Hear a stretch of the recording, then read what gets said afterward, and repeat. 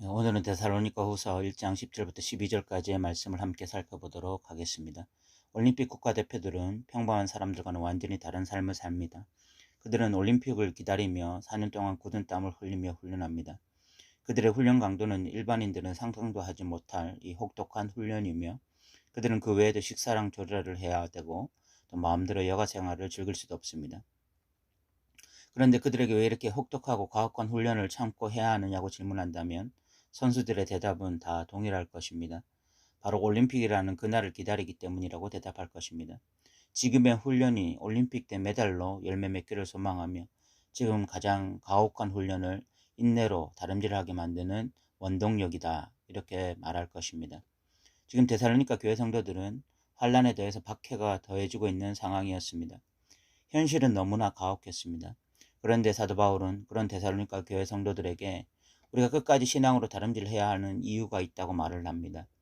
그 이유는 바로 그날 때문이라고 말을 하는 것입니다. 그날이 언제냐? 바로 예수님의 재림입니다. 10절을 읽어보겠습니다. 그날에 그가 강림하사 그의 성도들에게서 영광을 받으시고 모든 믿는 자에게서 놀랍게 여김을 얻으시리니 이는 우리의 증거가 너희에게 믿어졌음이라 라고 말씀하고 있습니다. 예수님의 재림은 반드시 이루어질 사실입니다. 그 달은 분명히 있습니다. 그런데 그날 무슨 일이 벌어집니까? 그의 성도들에게서 영광을 받으시는 날이 될 것이다 라고 말씀하고 있습니다. 그의 성도들은 예수님을 바라보면서 과연 이분이야말로 만왕의 왕이셨구나, 이분이야말로 진짜 왕이셨구나 라는 것을 확실하게 깨닫는 시간이 될 것입니다. 그런데 이것을 공동 번역에서는 이렇게 번역했습니다. 그날에는 주님께서 오셔서 당신의 성도들에게 영광을 받으시고 모든 믿는 자들에게 경탄의 대상이 되실 것입니다. 여러분들도 우리의 증언을 믿었으니 그 성도들의 대열에 끼이게 될 것입니다 라고 말씀하고 있습니다. 이 데살로니가 교회 성도들도 예수님이 이 땅에 왕으로 재림하실 때에 하나님의 그 백성들의 대열에 끼어서 예수님의 영광을 바라보며 즐거워할 것이라고 말씀하고 있습니다. 왜냐하면 데살로니가 교회 성도들은 사도 바울의 증언을 믿었고 그 믿음 때문에 이 땅에서 기꺼이 환란에 더한 박해까지 받았기 때문입니다. 그 당시 사람들은 모두 선택을 해야 했습니다. 어느 라인에 서야 될지 선택을 해야 됐습니다.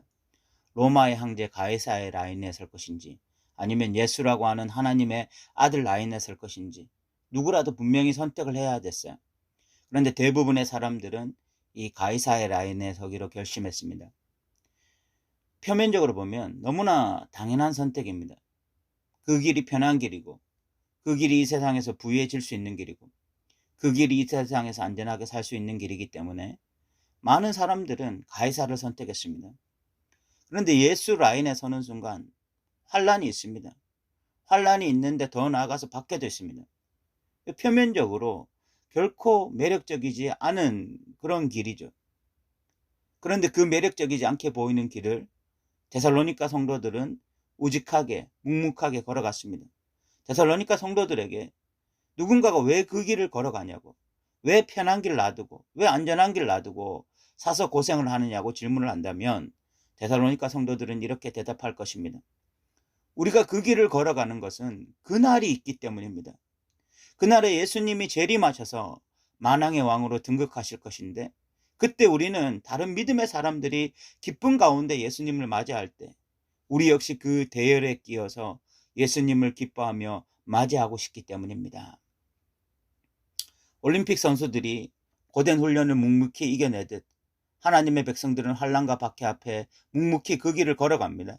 그날에 예수님의 재림을 다른 성도들의 대열에 끼어서 함께 환영하며 기뻐하길 소망하면서 말입니다. 11절에는 그 재림 시에 하나님의 백성의 대열에 끼어 환영하기 위해서 데살로니가 성도들이 끝까지 이 신앙의 완전을 향해서 다름질하기를 소망하는 내용이 나와 있습니다. 오늘날 이 신학을 얄팍하게 알고 있는 성도들은 칭의와 영화는 굳건하게 믿으면서 성화에 대해서는 진지하게 생각하지 않습니다. 예수 믿어 미래에 완전히 구원받을 것은 확실히 믿으면서 믿음으로 살아가는 것에 대해서는 별로 관심이 없어요. 심지어 믿음이 연약하고 약해서 세상과 적당히 타협하며 살아가도 별 문제가 없다고 생각하는 경우도 많습니다. 그런데 그것은 신학을 얄팍하게 알 뿐만 아니라 잘못된 구원론에 빠져버린 심각한 상태에 있는 것입니다. 저는 잘못된 구원론을 가지고 있는 자들이 진짜 구원에 이를지 너무나 의심스러워요. 이렇게 칭의와 영화는 굳건하게 믿으면서 성화의 가정이 없는 자들을 우리는 구원파라고 구원파라고 명명했고, 그리고 그런 자들을 이단이라고 정죄했습니다. 그런데 그런 자들은 그 교회 안에 이런 구원파적 구원론을 가지고 있는 사람들이 상당히 많이 있어요. 우리가 진짜 정직하자면 그렇게 믿는 교회 안에 있는 자들을, 그들을 향해서 이단적 태도라고 심하게 꾸짖고 바른 구원관을 가지도록 힘써야 되는데, 그런데 그들을 용인하고 심지어 더 구원의 확신을 심어주려고 교회가 안달이 난 경우가 참 많아요. 왜 그럴까? 숫자 때문입니다. 숫자. 교회가 더 커지려는 욕망에 사로잡혀서 진짜 바른 구원관을 심어주지 못하는 것입니다. 여러분, 우리가 바른 구원론을 분명히 가져야 되는데, 그 바른 구원론은 칭의, 성화, 영화가 분리되어 있지 않다. 이것은 결국은 하나라는 사실에 입각한 구원론을 가져야 됩니다. 그래서 하나님의 은혜로 거룩해진 자들은요, 이 땅에서 성령의 능력으로 거룩해져 가야 되고 미래의 완전한 구원에 이를 것을 기대하며 소망하며 신앙생활을 해야 되는 거예요. 그래서 칭의, 성화, 영화가 하나의 덩어리로 함께 가는 것이라고 믿어야 되는 것입니다. 이 중에 어떤 것도 빼어버릴 수 없어요. 사도 바울은 11절에 바로 그 이야기를 하고 있습니다. 사도 바울은 데살로니가 교회 성도들을 위해서 항상 기도한다라고 이야기하고 있습니다. 11절을 읽어보겠습니다. 이러므로 우리도 항상 너희를 위하여 기도함은 우리 하나님이 너희를 그 부르심에 합당한 자로 여기시고 모든 선을 기뻐함과 믿음의 역사를 능력으로 이루게 하시고 라고 말씀하고 있죠. 사도 바울은 지금 기도하고 있습니다. 그 기도하는 내용이 보니까 하나님이 첫 번째로 하나님이 너희를 그 부르셨는데, 그러니까 이 하나님이 우리를 부르셨다. 구원의 시작이 하나님입니다. 우리가 이 칭의에 있어서 전적인 하나님의 은혜를 고백하죠. 아무도 하나님을 찾으려고 하지 않았습니다. 우리 전적으로 부패했습니다. 그런데 하나님이 우리를 부르셔서 하나님의 백성 삼아 주셨어요. 믿음도 하나님의 선물입니다. 그래서 우리가 믿을 때 하나님이 의롭다라고 말씀해 주셨지만 실질적으로 믿음도 하나님의 선물이기 때문에 그 부르심이라고 하는 것 안에 이 모든 과정이 있습니다. 그런데 하나님이 우리를 부르셨을 때 그냥 불러서 구원만 받게 하는 것이 아니라, 그것이 아니라 바로 그 부르심에 맞는 합당한 자로 여겨지기를 소망했어요. 그 부르심에 맞는 합당한 자가 되는 것이 무엇입니까? 모든 선을 기뻐함과 믿음의 역사를 능력으로 이루게 하는 거였습니다. 이 말이 무엇인가 하면, 우리가 전적인 하나님의 은혜로 부르심을 받고 믿음의 선물로 주어져서 하나님 앞에 의롭다함을 받았지만, 그 이후에 성도들이 부르심에 맞는 합당한 삶을 살라고 우리를 그렇게 부르셨다는 것입니다. 그 부르심에 맞는 삶이 뭐냐? 선을 기뻐하는 것입니다. 선을 기뻐하는 것.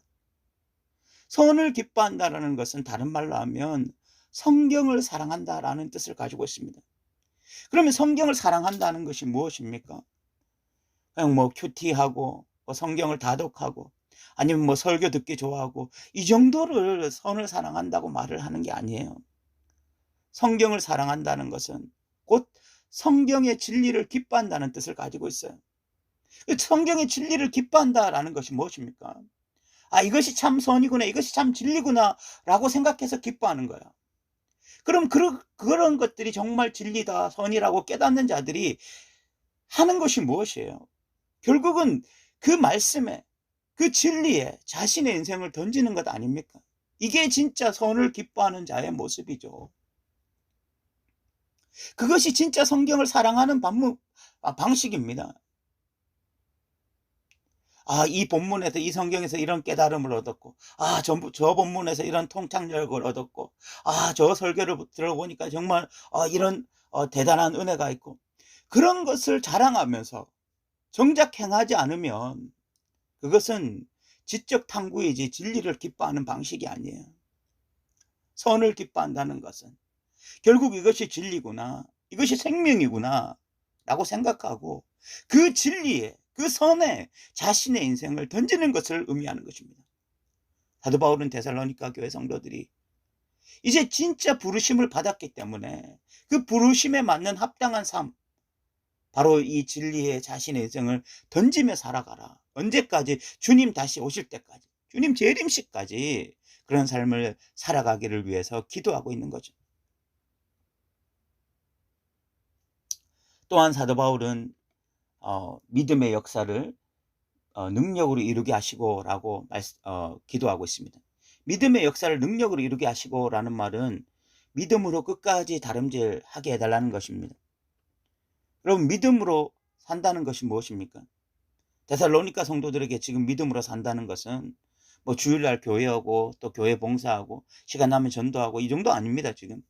지금 이 데살로니가 성도들에게 믿음으로 산다고 하는 것은 사느냐 죽느냐의 문제입니다.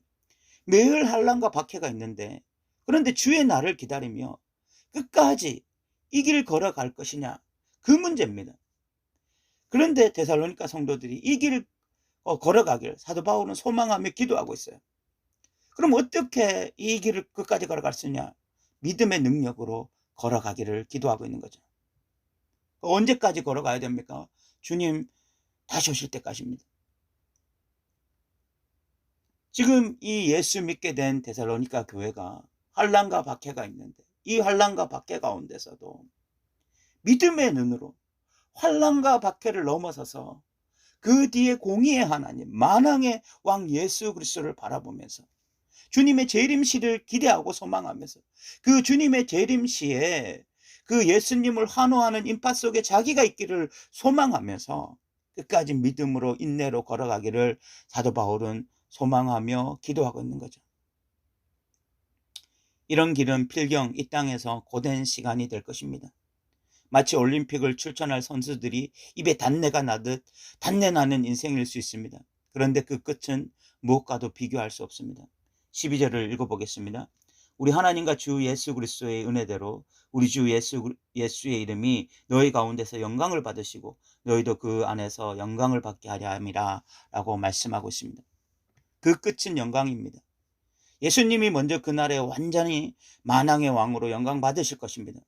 그런데 예수님만 영광 받으시는 날이 아닙니다. 입에 단내가 나도록 신앙을 끝까지 사수했던 그 하나님의 백성들, 그들 역시 승리의 면류관을 쓰고 영광을 받는 날이 될 것입니다. 예수님이 말씀하실 것입니다. 착하고 충성된 종아, 너가 적은 일에 충성하였으니 이제 참 영광에 이르러라 라고 말씀하실 거예요. 이제 말씀을 마무리하고자 합니다. 어떻게 환난과 박해가 있는데 그 길을 계속 걸으라고 권면할 수 있습니까? 그날이 있기 때문입니다.